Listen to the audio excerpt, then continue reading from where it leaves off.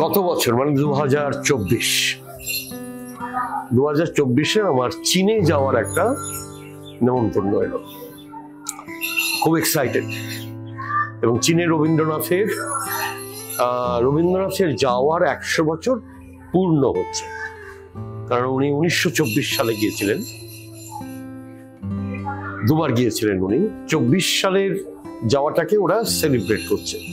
এবং পিকিং বিশ্ববিদ্যালয়ে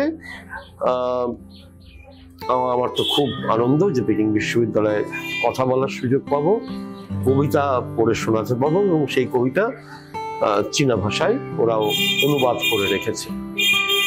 সেসব তো হলো। পিকিং বিশ্ববিদ্যালয়ে গেলাম, গিয়ে দারুণ লাগলো। এর অসামান্য একটি বিশ্ববিদ্যালয়, এবং ওদের যে আর্টস বিল্ডিং, সেখানে ঢোকার মুখেই দেখলাম রবীন্দ্রনাথের একটি আবক্ষ মূর্তি। সেখানে আমাকে ওরা অনুরোধ করলেন যে এখানে আপনি রবীন্দ্রনাথকে মালা দিয়ে তারপরে আপনাকে আমরা লিফটে করে ওপরে নিয়ে যাব। সেসব হলো। সে দিনটা দারুণ কাটলো। যেরকম হয় আর কি, একটা সেমিনার, সেখানে কবিতা পড়া, সেখানে চীনারা বাংলা ভাষায় কথা বলছে, চীনের ছাত্রীরা বাংলায় আলোচনা করছে, রবীন্দ্রনাথ নিয়ে আলোচনা করছে। রবীন্দ্রনাথের প্রতি চীনের একটা বিরাট শ্রদ্ধা, চীনের ছেলেমেয়েদের বিরাট একটা শ্রদ্ধা, এবং তারা শান্তিনিকেতনের কথা খুবই জানে, এবং শান্তিনিকেতনের সঙ্গে ওদের একটা আদান প্রদান আছে।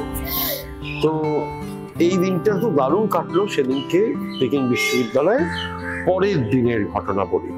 পরের দিন হচ্ছে চীনের প্রাচীর দেখতে নিয়ে যাওয়া হবে। তো সে এক কঠিন ব্যাপার। সকালবেলায় উঠতে হলো, সবাইকে রেডি হয়ে হোটেলের নিচে নামতে হলো, তারপরে আমাদের জন্য বিশেষ ব্যবস্থা করে, সেখানে অনেক পারমিশনের ব্যাপার থাকে, করে চীনের প্রাচীরে নিয়ে যাও। এখন চীনের প্রাচীরে গিয়ে হাঁটতে হচ্ছে, হ্যাঁ, মাইলের পর মাইল হেঁটে এইবার আমরা মূল যেখানে সিঁড়ি ওঠা শুরু হলো, চীনের প্রাচীরের যে সিঁড়িগুলো উঠে গেছে, যেগুলো আমরা ছবিতে দেখি, সারা পৃথিবীতে চীনের প্রাচীরের ছবি দেখি আমরা। এইবার সেই প্রথম 15টা সিঁড়ি ওঠার পরে, 15টা কি 20টা সিঁড়ি ওঠার পরে একটা একটা একটা একটা একটা ল্যান্ডিং।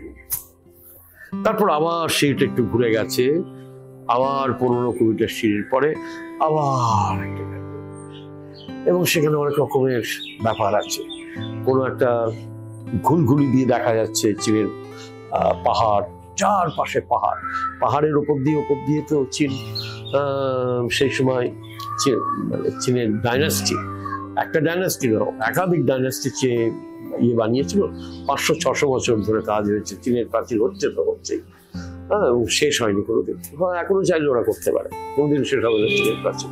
এত পাহাড় একদম ওরা ঘিরে রেখেছিল, যাতে বাইরের কেউ আক্রমণ করতে না পারে। এইভাবে চীনের প্রাচীর পার হতে হতে, চীনের প্রাচীরে ওঠা মানেটা কি, তো উপরে উঠতে হবে। আমি মোটামুটি তারপরে 8-2টো স্টেপ ওঠার পরে আমি বললাম, রক্ষে করো, আমি আর পারবো না, এই সম্ভব না। এই চীনের প্রাচীর স্টেপগুলো খুব উঁচু নয়, এমনি ছোট স্টেপগুলো, কিন্তু উঠতে আমি বুঝতে পারলাম এই এখন উঠে তারপরে যেখানে উঠে দাঁড়িয়েছি সেটা মোটামুটি প্রাথমিক একটা পর্যায়ে, মানে বলা যায় বেস ক্যাম্পে পৌঁছেছি। মানে এই 10-12 তলা হবে আমাদের আধুনিক সিঁড়ির যে ব্যবস্থা বহুতল বাড়িগুলোতে, 10-12 তলা হবে। তারপরে ওটা হচ্ছে বেস ক্যাম্প। তারপরে আমি দেখছি যে কিছু লোক ওপরে উঠে গেছে, সেই লোকগুলোকে ছোট লাগছে, ছোট লোকগুলো দেখছে, ওই ওপর থেকে কেউ হাত মারছে, হ্যাঁ, কেউ দাঁড়িয়ে আছে দেখতে পাচ্ছি। আমি ওইখানে যেতে হবে, বললো ওটা তো কিছুই না, তারপর আরো উপরে চলে যাও। এইভাবে সব উপরে যেতে সব চীনের প্রাচীর যাচ্ছে। আমি বললাম অসম্ভব। আমার মতো আরো 2-3 জন ছিল, আমার সঙ্গে একটা কম বয়সী ছেলেও ছিল। সে বললো যে আমিও যেতে পারবো না, আপনি যেতে চাইছেন না, আমিও যাবো না। আমি ওইখানে থেকে গেলাম। আমাদের দলের বাকি সব লেখক, ফিল্ম মেকার, পেইন্টার যারা আমাদের দলে ছিল, সারা ভারতবর্ষ থেকে এসেছে, তাদের কেউ আরো অনেকটা গেল। গিয়ে আমি বললাম, এখানে আমি অপেক্ষা করছি, তোমরা ফিরে এসে আমাকে নিয়ে তারপরে নিচে নামাও। এই চুক্তিটা হলো। তারপর ওরা ফিরে আস্তে প্রায় 3 ঘন্টা যাবে, উঠবে, তারপরে নামবে, নেমে এসে ওখানে যাবে, তারপরে আমরা আবার নেমে সমতলে যেতে আরো 1 ঘন্টা। তো এই অবস্থায় আমি যখন দাঁড়িয়ে আছি তখন আমি বুঝলাম, একটা জিনিস বুঝলাম, যে বেশিরভাগ মানুষ চীনের প্রাচীর দেখতে যায়, কিন্তু চীনের প্রাচীর প্রকৃতপক্ষে কারোরই দেখা হয় না। কেননা এটাও একটা বিরাট মানে একটা কি বলবো, চীনের একটা বিস্ময়। তো সারা পৃথিবীর বিস্ময় হচ্ছে চীনের প্রাচীর। কেউই চীনের প্রাচীর, হেলিকপ্টারের ব্যবস্থা আছে, ও দিয়েও কিছু দেখা হয় না। ওই যে নিজে থেকে পায়ে হেঁটে হেঁটে চীনের প্রাচীর দেখা, সে এক অকল্পনীয় ব্যাপার। হয়তো হয়তো বছরে 5-6 জন হয়তো সম্পূর্ণটা দেখতে পারে। এটাও একটা মানে পর্বত অভিযানের মতো ব্যাপার, শৃঙ্গে ওঠার মতো ব্যাপার। সুতরাং কে সাধারণ মানুষ কি করে ওই চীনের প্রাচীর দেখবে? সব ব্যবস্থা রয়েছে, খুব ভালো ব্যবস্থা রয়েছে, সিকিউরিটি রয়েছে, সব ঠিক আছে। কারোর কোনো হার্টের কোনো প্রবলেম হলে সঙ্গে সঙ্গে ডাক্তার, ওষুধ সেসব দেওয়ারও ব্যবস্থা আছে।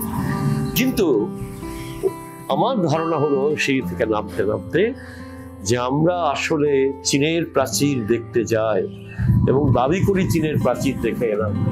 আসলে আমরা চীনের প্রাচীর কেউ সেরকম ভাবে দেখতে পাই না। মাত্র 20টা, 25টা, 30টা সিঁড়ি দেখতে পায়।